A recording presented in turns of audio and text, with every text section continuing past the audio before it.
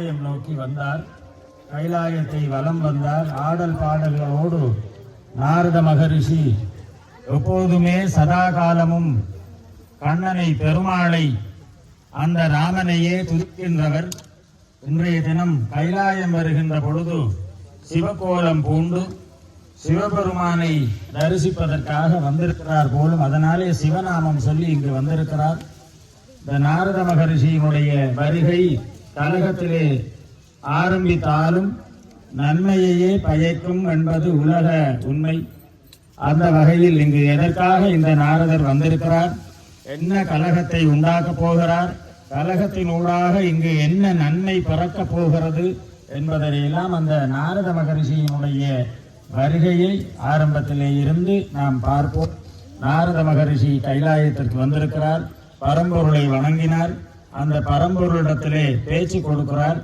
நாரதரே, என்ன காரணம் இங்கு கைலாயம் நோக்கி வந்திருக்கிறீர்?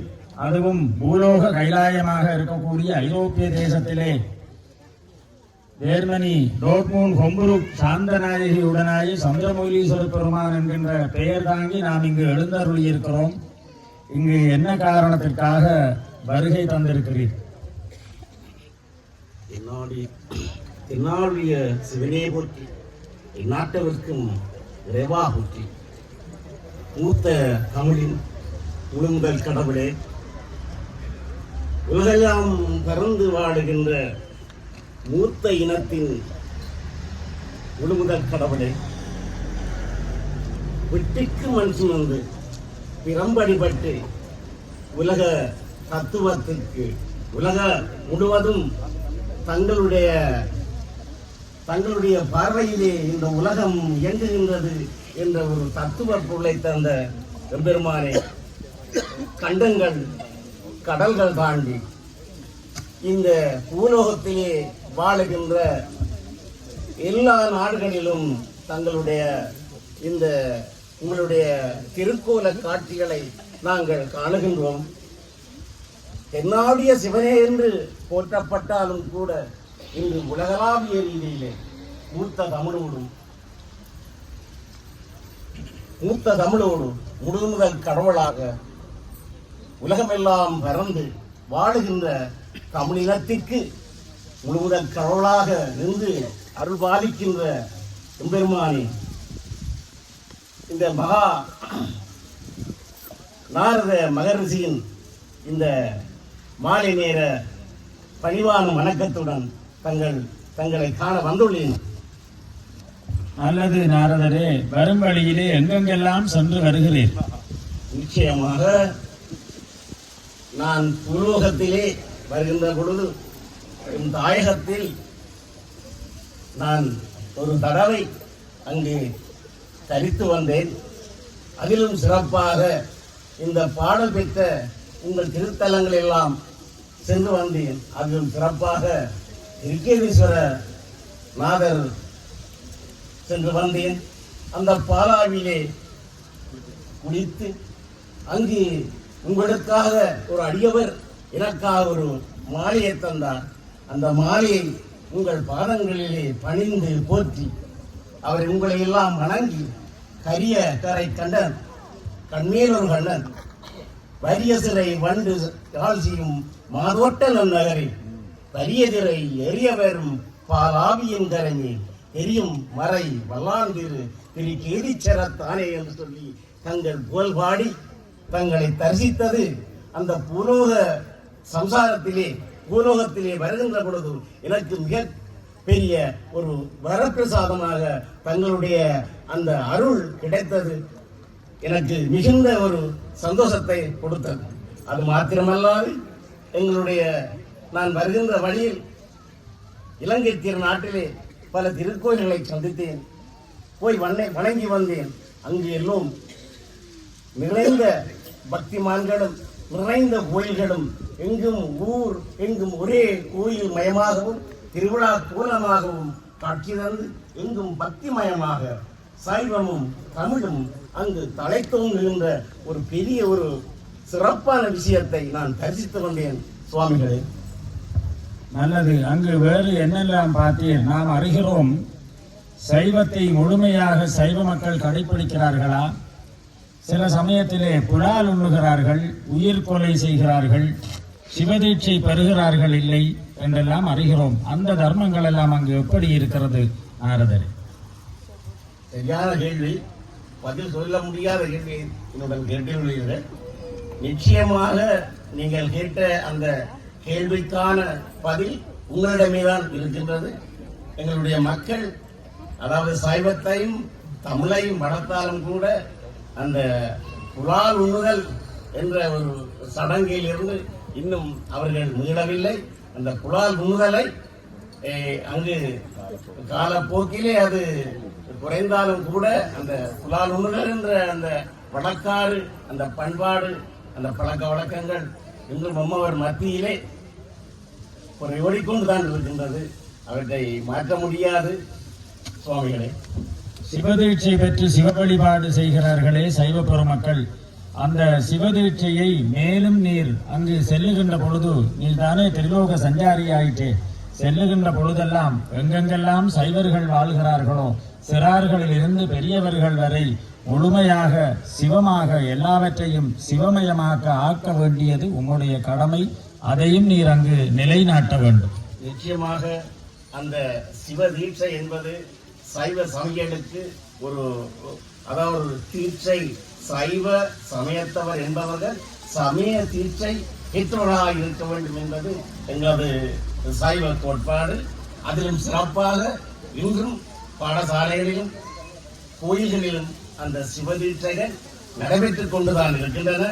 ஆனாலும் ஆரம்ப காலங்களிலே இருந்த அளவு அந்த தீட்சை பெறுகின்றவருடைய எண்ணிக்கை குறைவடைந்தாலும் கூட அந்த தீட்சையும் அங்கு அந்த தீட்சைக்கான வழிபாடுகளும் இன்னும் மறைந்து போகவில்லை. அவை இருந்தவண்ணம் தான் இருக்கின்றன. சுவாமிகளே, சரி சுவாமிகளே, நான் உலோக, அதாவது வான் நோக்கி வளர்ந்து கொண்டிருக்கின்ற நேரத்திலே அங்கு மகா ரிஷிகள் கூடி நின்று ஏதோ விதமான பல விஷயங்களை பேசிக் கொண்டிருந்தார்கள். அவர்கள் கையிலே ஒரு அரியதொரு மாங்கனி இருந்தது. அந்த மாங்கனியை வைத்து அவர்கள் எல்லோரும் நிறைந்த அளவு பேசிக் கொண்டிருந்தார்கள். அதில் நான் அந்த வழியாளாலே சென்று கொண்டிருக்கின்ற பொழுது நானும் அவர்கள் என்ன பேசுகின்றார்கள் என்று அந்த வழியிலே சென்றேன். ஆனால் என்னை கண்டவுடன் அவர்கள் எல்லோரும் என்னை வணங்கி நின்று, சுவாமிகளே, நாரத மகரிஷியே, எங்களுக்கு ஒரு அரிய ஒரு பெரிய மாங்கனி ஒன்று கிடைத்திருக்கின்றது. இந்த மாங்கனி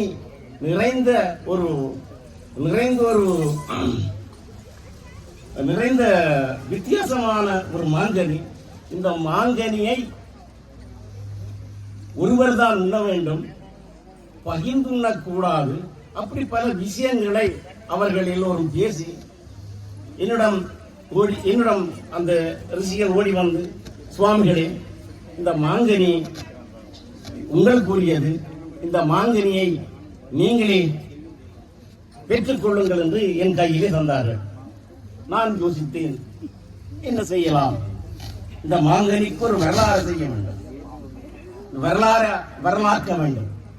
ஆனால் அந்த மாங்கனிக்கு ஒரு செய்தி சொல்லப்பட்டது. இந்த மாங்கனி ஒருவர் மாத்திரம்தான் உண்ணலாம், மற்றவர்கள், அதாவது பகிர்ந்து உண்ணக்கூடாது. ஆம், யோசித்தேன். கடல்கள் தாண்டி அந்த அவர்கள் தந்த மாங்கனியை பெற்றுக்கொண்டு வந்தேன். வருகின்ற வழியிலே இந்த கொம்பூர் மாநகரத்திலே கோயில் கொண்டவர்கள் இருக்கின்ற தங்களுடைய திருக்கூற காட்சியையும், அங்கு நிற்கின்ற பக்தர்களையும், அங்கு பார்வதி, சிவன், பிள்ளையார், முருகன் போன்ற எல்லோரையும் கண்ணுற்றேன். எல்லோரும் மஞ்சள் நிறத்தவராக ஒரு அழகான ஒரு காட்சியைத்தான் காணக்கூடியதாக இருந்தது. அங்கிருந்து பார்க்கின்ற பொழுது அது என்ன, எனக்கு ஒரு சொர்க்கலோகம் போலத்தான் தோன்றியது. இறங்கி வந்து பார்க்கின்ற பொழுதுதான் அந்த ஸ்ரீ சாந்த நாயகி சந்திர மௌலீஸ்வரரும் அதனைத்தான் அந்த முருகன், பிள்ளையார், அதோடு சேர்ந்த பக்தர்களும் குருமார்களும் இங்கு நிற்கின்ற காட்சிகளை காண்கின்ற ஒரு கண்கொள்ளா காட்சியாகத்தான் இந்த காட்சியை கண்டுட்டேன். இந்த இடம்தான் சரியான இடம்.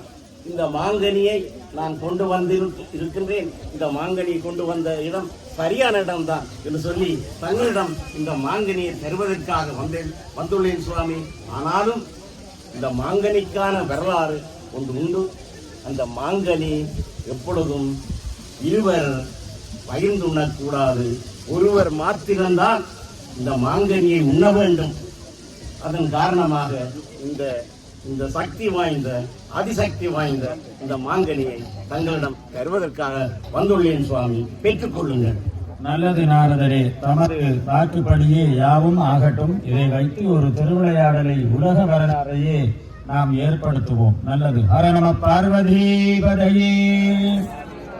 இவ்வாறு நாரத மகரிஷி பரம்பொருளாகி சிவபெருமானிடத்திலே மாங்கனியை கொடுத்து சென்றிருக்கிறார். அந்த மாங்கனியை பார்வதி பரமேஸ்வரர்கள் சிந்திக்கிறார்கள். நாரத மகரிஷி கொடுத்த கனி ஞானம் நிறைந்த கனி, திடிப்பு நிறைந்த கனி, திருவருள் கனி. இந்த கனியை இறைவன் ஏற்றுண்டு அந்த கனியை வைத்து மேலும் என்ன செய்யலாம் என்கின்ற சிந்தனையிலே இறைவன் இருக்கிறார். அதற்காக பார்வதி பரமேஸ்வரர்கள் இருவரும் சிந்தித்தார்கள். தங்களுடைய மைந்தர்கள் இருவரும் இருக்க தாம் இதை உண்ணக்கூடாது, அது வேறு அவருடைய நிபந்தனை, யாரோ ஒருவர் தான் உண்ண வேண்டும் என்கின்ற நிபந்தனையாக இருக்கிறது. ஆனதனாலே இதிலே ஒரு பந்தயத்தை வைத்து அந்த பந்தயமூடாக இந்த கனியை யார் வெல்கிறாரோ அவருக்கு கொடுக்கலாம் என்று சிந்திக்கிறார். அப்படி சிந்தித்ததும் பார்வதி பரமேஸ்வரர்கள் தங்களுடைய மைந்தர்களான விநாயகர் கடவுளையும் முருக கடவுளையும் இங்கு அழைக்கிறார்கள்.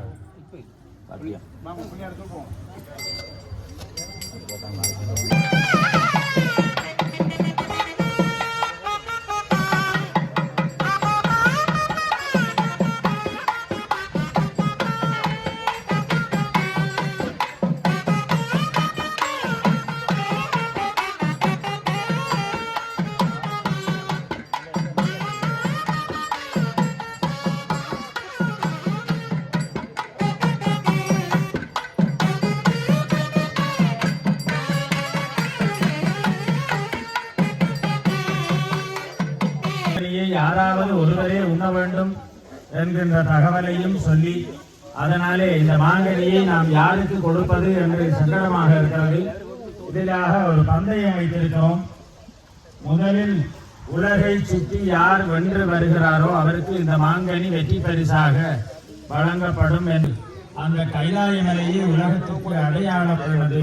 தாய் தந்தையரே உலகிலே மிக முதன்மையானவர் ஆனதனாலே இந்த உண்மையை உலகிற்கு உணர்த்தினால் போலவும் இருக்கும் என்று நினைத்து விநாயக பெருமான் சிவநாமம் சொல்லி கைலாயத்தை வலம் வருகிறார்.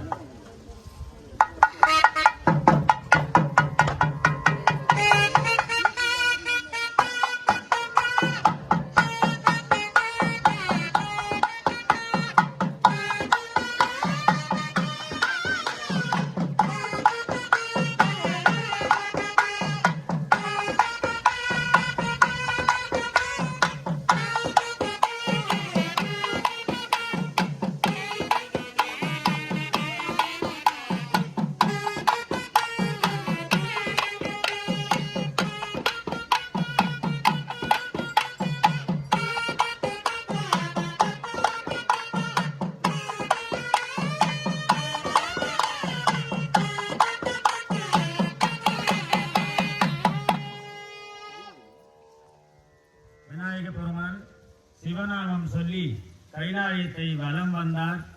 கைலாய மலையை வலம் வந்தேன், உலகை வலம் வந்தேன், உலகை சுற்றி முதலிலே இங்கு தங்களிடத்திலே வந்திருக்கிறேன் போலவும் இருக்கிறது. உலகை சுற்றி வந்து விட்டேன் அம்மையப்பரே என்று விழுந்து வணங்கினார். பார்வதி பரமேஸ்வரர்கள் பார்த்தார்கள். உண்மையை உணர்த்திய விநாயக கடவுளே இங்கே முதலிலே வந்திருக்கிறார். இந்த விநாயக கடவுளுக்கே இந்த மாங்கனி சமர்ப்பணமாக வேண்டும் என்கின்ற உண்மையை அவர்கள் உணர்ந்து மாங்கனியை இப்பொழுது வெற்றி பரிசாக விநாயக பெருமானுக்கு சமர்ப்பிக்கிறார்கள். ஜெய் ஸ்ரீ மகாகணபதி.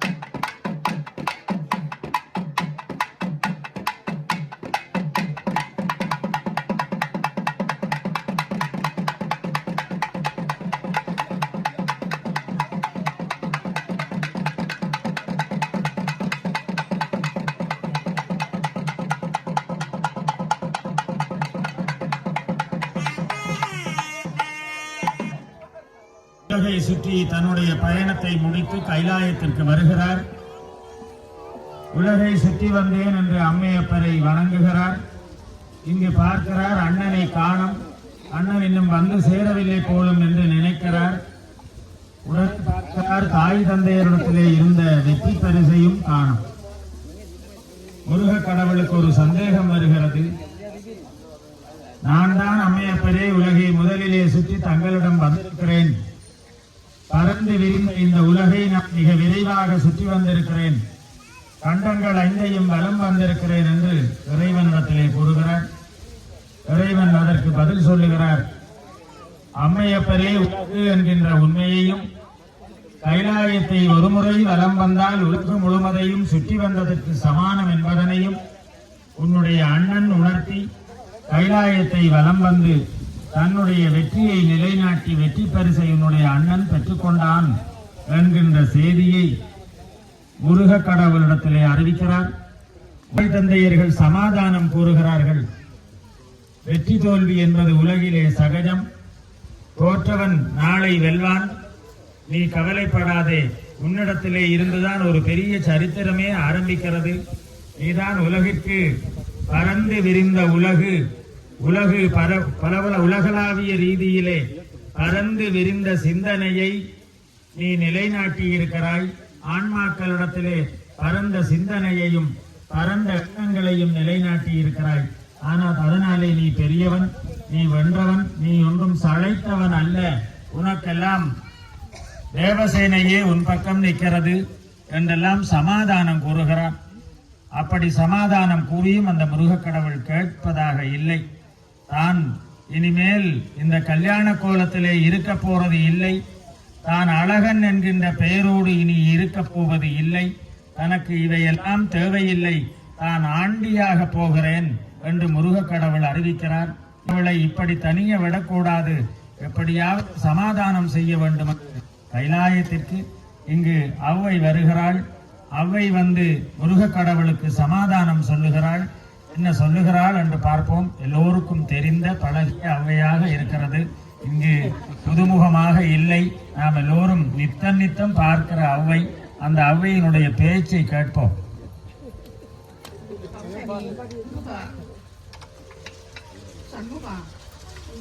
கோபம் கொள்ளலாமா? தந்தைக்கு உபதேசம் செய்த தகப்பன் சுவாமியர பெயரெடுத்தவா? தன்னுடைய தமிழ் கிழவியான அவ்வை தன்னுடைய தூய தமிழிலே எவ்வளவோ சொல்லியும் அந்த முருகக்கடவுள் கேட்பதாக இல்லை. தான் பழனி என்கின்ற மலை உயர்ந்த குன்றிலே இருந்து தான் ஆன்மாக்களுக்கெல்லாம் அருளாட்சி செய்ய போகிறேன். தன்னை விடு அவ்வையே, என்னை விட்டுவிடு, நீ தடுக்காதே. எத்தனை தேவசேனைகள் வந்து தடுத்தாலும் நான் கேட்கப் போவது இல்லை. நான் இந்த பந்தயத்திலே தோற்றுவிட்டேன். இனிமேல் எனக்கு இந்த அழகு கோலம் தேவையில்லை. நான் என்னுடைய அழகை எல்லாம் களைகிறேன். நான் ஆண்டியாகிறேன் என்று அந்த முருகக்கடவுள் சொல்லி தாய் தந்தையரையும் வணங்கி அந்த அவைக்கும் ஆசீர்வதித்து அவர் பழனி என்கின்ற மலை நோக்கி முருகக்கடவுள் செல்கிறார்.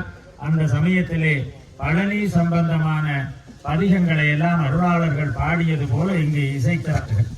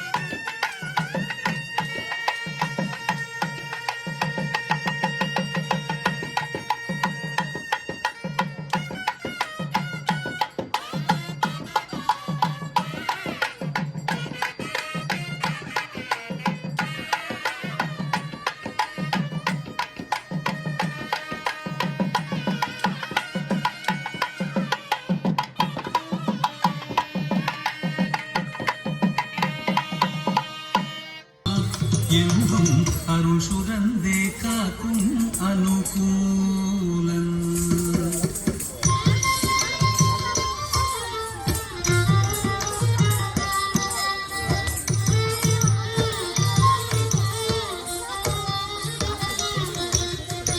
குழந்தையாக குமரனாக கோவணடை துரிகள் அருளும் தந்தனை கும்பிட்டெந்தன் பிணிகள் நீங்க மகிழ்வேன்.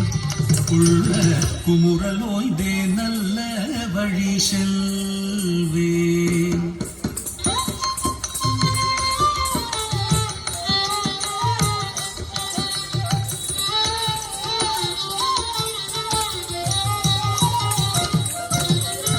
நீலமயில் மீதில் ஏறி ஆவினன் கூடியில் தோன்றும் நீலமயில்